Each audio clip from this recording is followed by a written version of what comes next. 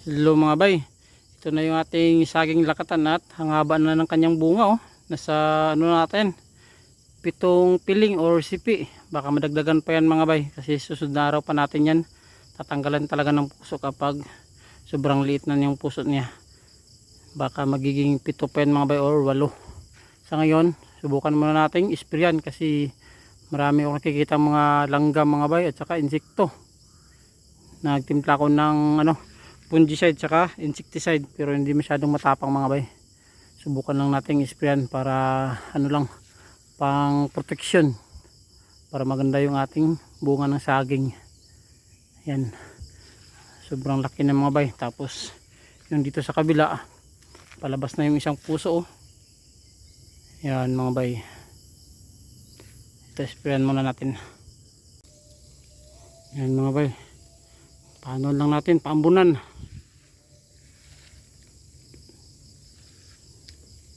Yan, tama na yung ganyan. Tapos meron akong ganito na tape mga bay, subukan natin ilagay dun sa kanyang pinakapuno ng bunga mga bay dyan para hindi daw makapunta yung mga insekto. Try lang natin to.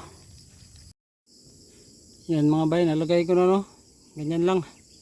Nakita ko lang kasi yan, kaya subukan lang din natin mga bay para mas maganda yung bunga ng ating saging. Ito may nakita ko mga bayo, may mga na kagad sa balat ng ating saging. Yan, may mga kalmot na agad mga bayo. Yan yata yung mga langgam. Ito may mga langgam na malilit mga bay.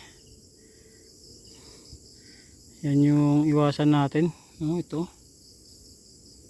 dapat makinis talaga mga bay para mas maganda yung ating saging.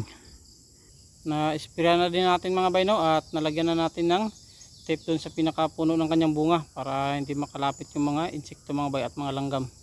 Sunod na araw update na lang tayo kapag babalutin na naman natin mga bay.